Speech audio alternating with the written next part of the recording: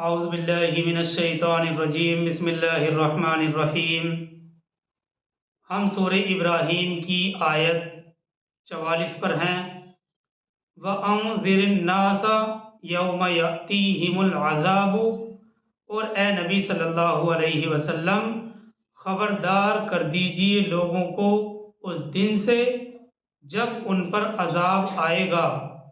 व अंज़िरिन नासा यौम यअतीहिमुल अज़ाबु, और ए नबी सल्लल्लाहु अलैहि वसल्लम खबरदार कर दीजिए लोगों को उस दिन से जब उन पर अजाब आएगा। फ़यक़ूलुल्लज़ीन ज़लमू रब्बना अख़िरना इला अजलिन क़रीबिन नुजिब दाअवतक वनत्तबिइर रुसुल।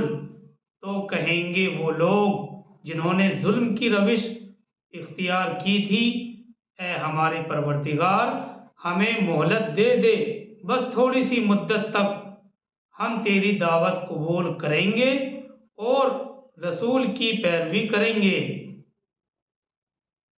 तो कहेंगे वो लोग जिन्होंने जुल्म की रविश इख्तियार की थी, ए हमारे परवरदिगार हमें मोहलत दे दे, बस थोड़ी सी मुद्दत तक हम तेरी दावत कबूल करेंगे और रसूल की पैरवी करेंगे।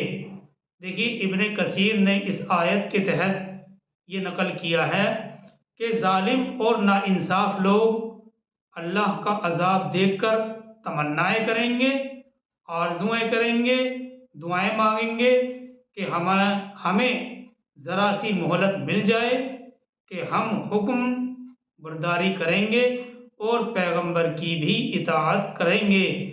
ये मज़मून सूरह मुनाफिकून की आयत 9 में भी हम पढ़ेंगे, जहाँ कहा गया है या अय्युहल्लज़ीना आमनू ला तुल्हिकुम अमवालुकुम वला औलादुकुम अन ज़िक्रिल्लाह। ए ईमान वालो, गाफिल न कर दे तुमको तुम्हारे माल और तुम्हारी औलाद अल्लाह की याद से। वमन यफ़अल ज़ालिका फ़उलाइका हुमुल ख़ासिरून, और जो कोई ये काम करे तो वही लोग हैं टोटे में। देखिए, इससे पहली जो आयत थी यानी सूरह इब्राहीम की आयत 43 में मैदान महशर का नक्शा खींचा गया था। इसके बाद इस आयत में नबी सल्लल्लाहु अलैहि वसल्लम को खिताब करके आम लोगों को डराया गया है कि ए नबी सल्लल्लाहु अलैहि वसल्लम, आप अपनी कौम को उस दिन के अजाब से डराइए जिसमें जालिम और मुजरिम लोग मजबूर होकर पुकारेंगे, ए हमारे परवरदिगार हमें कुछ और मोहलत दे दीजिए, यानी फिर दुनिया में चंद रोज़ हमें भेज दीजिए ताकि हम आपकी दावत कबूल कर लें और आपके रसूलों का इत्तिबा करें और इस अजाब से निजात हासिल कर लें।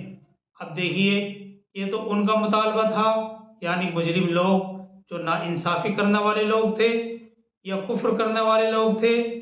अब अल्लाह की तरफ से उनकी इस दरख्वास्त का क्या जवाब है?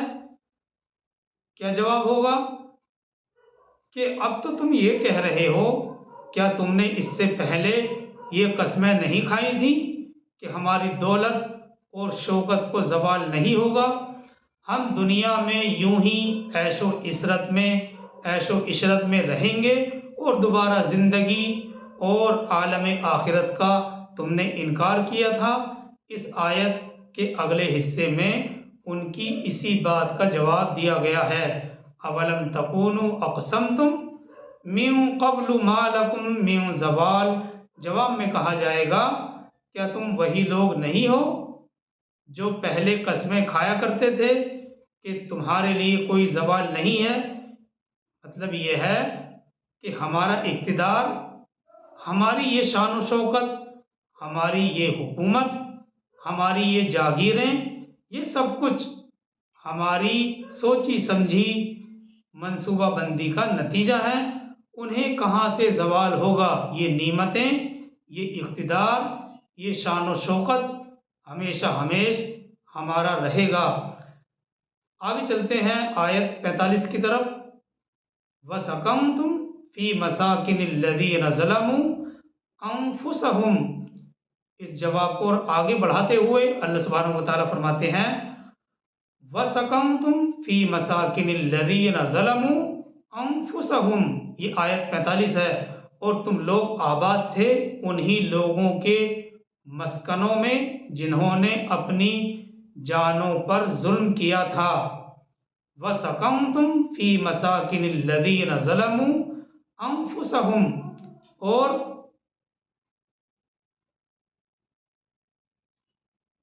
तुम लोग आबाद थे उन्हीं लोगों के मस्कनों में जिन्होंने अपनी जानों पर जुल्म किया था।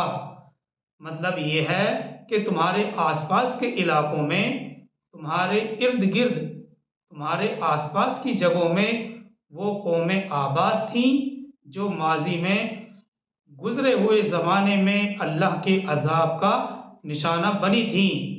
तुम्हारे आसपास ऐसे इलाके में रहने वाली कौमें थीं जो माजी में अल्लाह के अजाब का निशाना बनी। कौम आद भी इसी जजीरा नुमा अरब में आबाद थी। कौम समूद के घर भी तुम्हें इबरत की दावत दे रहे थे। और कौम मदियन का इलाका भी तुमसे कुछ ज़्यादा दूर नहीं था। और कौम लूत के शहरों के आसार भी तुम लोग अच्छी तरह वाकिफ थे। यानी ये जितनी भी कौमें थीं, कौमें चाहे कौम आद हो, कौम आद भी इसी जजीरा नुमा अरब में आबाद थी। कौम समूद के घर भी तुम्हें इबरत की दावत दे रहे थे। और कौम मदियन का इलाका भी तुमसे कुछ ज़्यादा दूर नहीं था। और कौम लूत के शहरों के आसार से भी तुम अच्छी तरह वाकिफ थे। इतना सब होने के बावजूद आगे इसी आयत में है वतबय्यन लकुम कैफ फ़अलना बिहिम वज़रबना लकुमुल अमसाल। और तुम पर अच्छी तरह वाज़े हो गया था कि हमने उनके साथ क्या सलूक किया था। वतबय्यन लकुम कैफ फ़अलना बिहिम।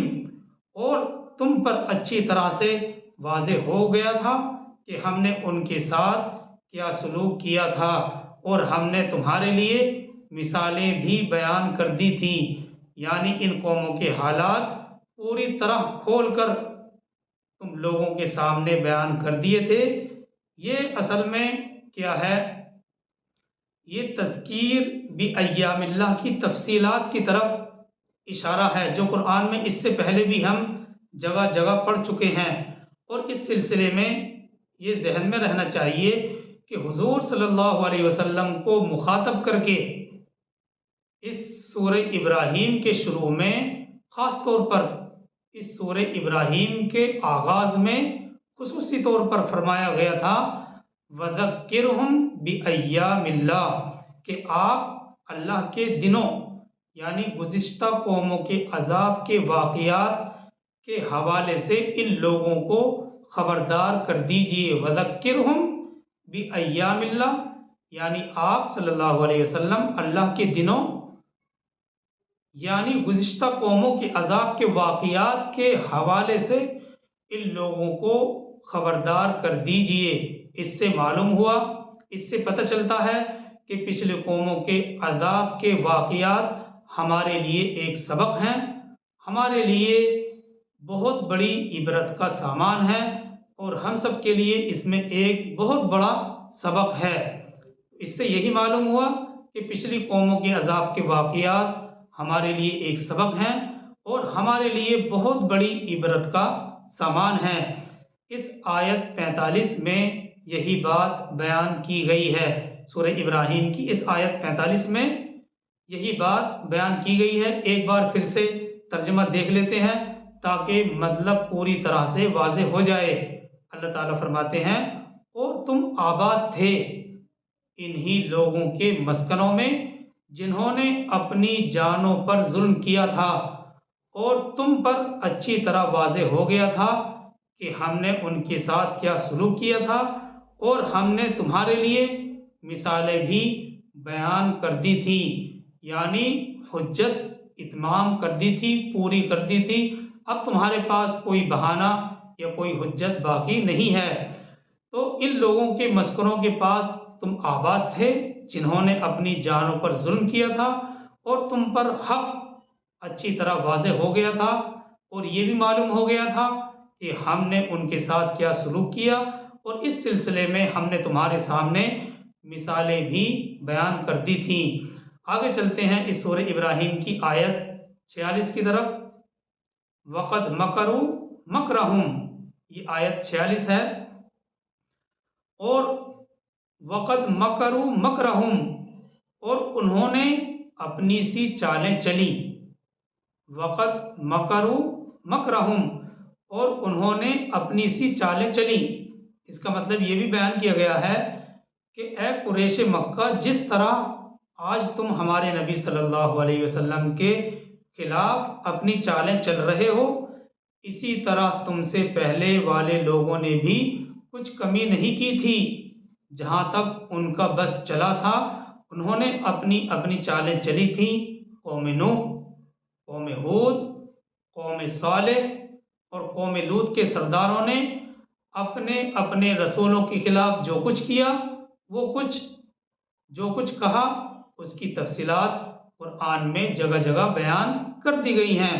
और कौम शुएब के सरदारों की मजबूरी का जिक्र भी कुरान मजीद कर चुका है कि जो तुम लोगों की मजबूरी से भी मिलती जुलती थी। यानी कौम शुएब के जो सरदार थे, उनकी मजबूरी का भी जिक्र कर दिया गया पारा नंबर 12 के अंदर। हमने इसको तफसील के साथ पढ़ा। तो कौम शुएब के सरदारों की मजबूरी का जिक्र भी कुरान मजीद कर चुका, जो तुम लोगों की मजबूरी से मिलती जुलती थी। यानी उनका ये कहना, कौम शुएब का ये कहना कि अगर तुम्हारा कबीला तुम्हारी हिमायत में न होता, तुम्हारा पुष्टपना न होता, तो अब तक हम तुम्हें संसार कर चुके होते। चुनांचे हमारे लिए और हमारे नबी सल्लल्लाहु अलैहि वसल्लम के लिए तुम्हारी ये चालें और साजिशें कोई अनहोनी नहीं हैं, कोई नई नहीं हैं। इससे पहले भी ये साजिशें हो चुकी हैं। ये जैसा कि आजकल के हालात हैं, लेकिन तुम लोग अपनी पिछली कौमों के वाक़ियात के आईने में अपने मुस्तक़बिल और अंजाम की झलक देखना चाहते हो तो साफ देख सकते हो। तुम लोग अंदाज़ा कर सकते हो कि तुमसे पहले मुशरिकीन की चालें किस हद तक कामयाब हुई और इस कशमकश का क्या नतीजा रहा। आगे इसी आयत 46 में है, व इंदल्लाहि मकरुहुम व इन कान मकरुहुम लितज़ूला मिनहुल जिबाल। ये इसी आयत 46 का अगला हिस्सा है। व इंदल्लाहि मकरुहुम व इन कान मकरुहुम लितज़ूला मिनहुल जिबाल, और अल्लाह ही के कब्ज़े कुदरत में है उनकी तमाम चालें, और उनकी चालें ऐसी तो न थी कि उनसे पहाड़ टल जाते।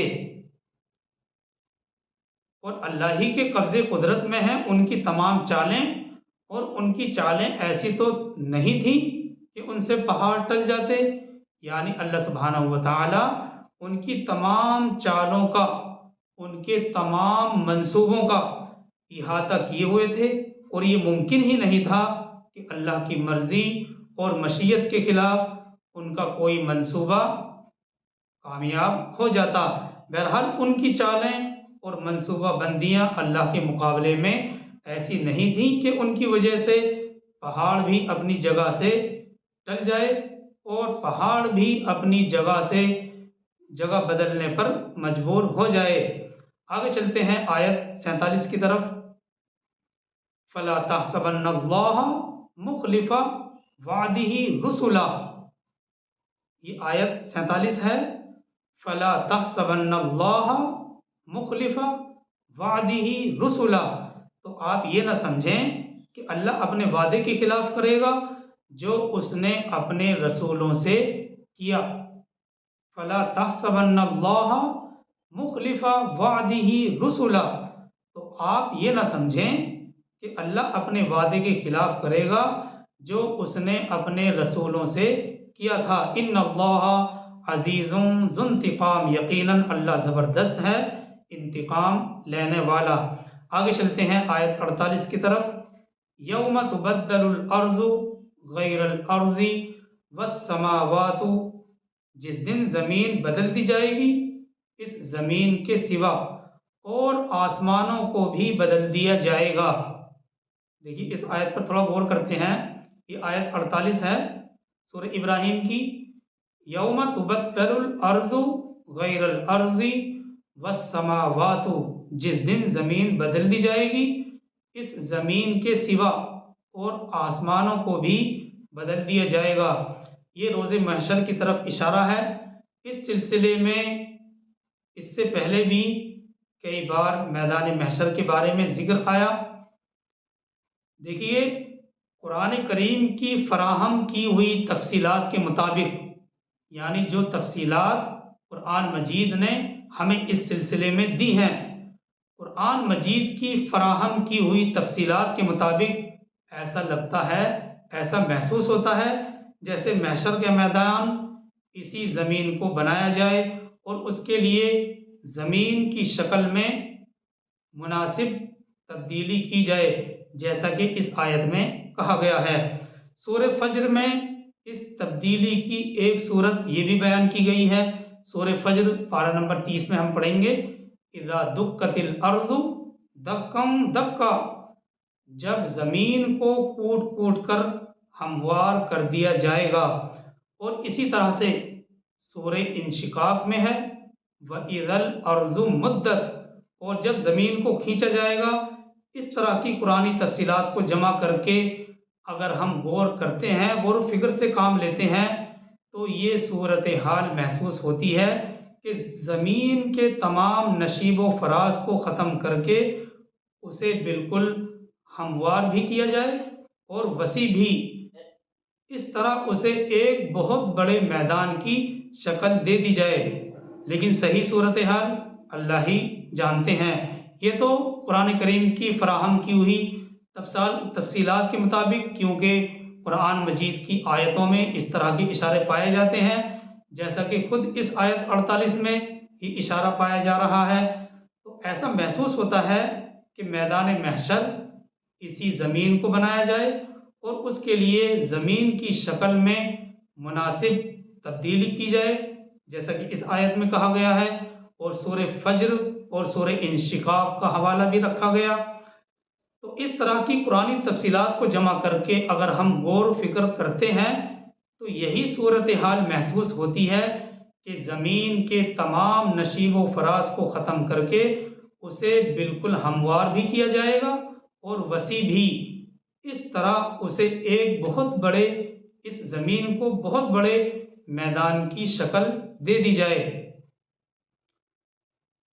बुखारी और मुस्लिम सहीहैन, बुखारी और मुस्लिम में हज़रत सहल बिन साद रज़ी अल्लाह ताला अन्हु की रिवायत है कि रसूल करीम सल्लल्लाहु अलैहि वसल्लम ने इरशाद फरमाया कि क़यामत के दिन लोग ऐसी ज़मीन पर उठाए जाएंगे जो ऐसी साफ और सफ़ेद होगी जैसे मैदे की रोटी। इसमें किसी की कोई अलामत यानी मकान, बाग, दरख्त, पहाड़, टीला वगैरह कुछ न होगी। और यही मजमून बैहक़ी ने हज़रत अब्दुल्ला बिन अब्बास से इस आयत की तफसीर में नकल किया है। ये जो रिवायत है ये सहीहैन की है, बुखारी और मुस्लिम में है। हज़रत सहल बिन साद रज़ी अल्लाह ताला अन्हु की रिवायत में है कि रसूल करीम सल्लल्लाहु अलैहि वसल्लम ने इरशाद फरमाया, क़यामत के दिन लोग एक ऐसी ज़मीन पर उठाए जाएंगे जो ऐसी साफ और सफ़ेद होगी जैसे मैदे की रोटी। इसमें किसी की कोई अलामत यानी मकान, बाग, दरख्त, पहाड़, टीला वगैरह कुछ नहीं होगा। और यही मजमून बैहक़ी ने हज़रत अब्दुल्ला इब्न अब्बास के हवाले से इस आयत की तफसीर में नकल किया है। इस तरह की और भी बहुत सी रिवायतें हैं जो इस जगह मुफस्सिरीन ने बयान की हैं। हम सिर्फ एक ही पर इक्तिफा कर रहे हैं। सही सूरत हाल बहरहाल अल्लाह सुब्हानहू व तआला ही जानते हैं। और इस आयत का आखिरी हिस्सा है, व बरज़ू लिल्लाहिल वाहिदिल क़ह्हार, और ये हाजिर हो जाएंगे अल्लाह के सामने जो वाहिद क़ह्हार है। अगली आयत 49 है, वतरल मुजरिमीना यौमइज़िन मुक़र्रनीना फ़िल अस्फ़ाद। ये आयत 49 है। वतरल मुजरिमीना यौमइज़िन मुक़र्रनीना फ़िल अस्फ़ाद, और तुम देखोगे मुजरिमों को उस दिन कि वो जकड़े हुए होंगे बाहम जंजीरों में। यौमइज़िन वतरल मुजरिमीना यौमइज़िन मुक़र्रनीना फ़िल अस्फ़ाद, और तुम देखोगे मुजरिमों को कि उस दिन वो जकड़े हुए होंगे बाहम जंजीरों में। अगली आयत 50 है। सराबीलुहुम मिन क़तिरानिम व तग़शा वुजूहहुमुन नार, उनके कुर्ते गंधक के होंगे और ढापे हुए होगी उनके चेहरों को आग। आगे चलते हैं आयत 51 की तरफ। लियजज़ियल्लाहु कुल्ल नफ्सिम मा कसबत इन्नल्लाह सरीउल हिसाब, ताकि अल्लाह बदला दे दे हर जान को जो कुछ भी उसने कमाया, यकीनन अल्लाह बहुत जल्द हिसाब लेने वाला है। यानी उस दिन अल्लाह सुब्हानहू व तआला को इतने ज़्यादा लोगों का हिसाब लेने में कुछ देर नहीं लगेगी। आगे चलते हैं आयत 52 की तरफ। हादा बलागुल लिन्नास, ये पहुंचा देना है लोगों के लिए, यानी ये अहकाम कुरान करीम के ये मजमून, ये मज़ामीन, हादा बलागुल लिन्नास, ये पहुंचा देना है लोगों के लिए, यानी इस कुरान और इसके अहकाम को लोगों तक पहुंचाने की जिम्मेदारी हमने मोहम्मद रसूल करीम सल्लल्लाहु अलैहि वसल्लम पर डाली है। सरकार दो आलम सल्लल्लाहु अलैहि वसल्लम ने इस जिम्मेदारी को आसान तरीके से पूरा फरमा दिया, और अब ये जिम्मेदारी आपकी उम्मत के हर फर्द पर आयद होती है कि वो ये पैगाम तमाम इंसानों तक पहुँचाएँ। उम्मत के हर फर्द पर ये जिम्मेदारी आयद होती है कि कुरान का ये पैगाम, कुरान के ये तमाम अहकामात और मज़ामीन तमाम इंसानों तक पहुँचाएँ। और आगे इसी आयत में है वलियुंज़रू बिही, ताकि वो इसके ज़रिए से ख़बरदार कर दिए जाएँ। अल कुरानु लियुंज़िरकुम बिही वमन बलग, ये कुरान मेरी तरफ से वही किया गया है ताकि मैं ख़बरदार कर दूँ इसके ज़रिए से तुम्हें भी और हर उस शख्स को जिस तक ये पैगाम पहुँच जाए। और इस आयत 52 का आखिरी हिस्सा है वलियअलमु अन्नमा हुवा इलाहुम वाहिदुम वलियज़क्कर उलुल अलबाब, और ताकि वो जान लें कि सिर्फ वही माबूद है अकेला, और इसलिए कि नसीहत हासिल करें अकल वाले। वलियअलमु अन्नमा हुवा इलाहुम वाहिदुम वलियज़क्कर उलुल अलबाब, और ताकि वो जान लें कि सिर्फ वही माबूद है अकेला तन्हा, और इसलिए कि नसीहत हासिल करें अकल वाले लोग। इस आयत 52 पर ये सूरह इब्राहीम मुकम्मल हो चुकी है। बारकल्लाहु लना व लकुम फिल कुरआनिल अज़ीम व नफ़अना व इय्याकुम बिल आयाति व ज़िक्रिल हकीम। अल्लाह सुब्हानहू व तआला की बारगाह में ये दुआ है कि इस सूरह को हमारे लिए आखिरत में ज़ख़ीरा बनाए, और इस सूरह की बरकत से हमारे मरहूमीन की मग़फ़िरत फ़रमाए।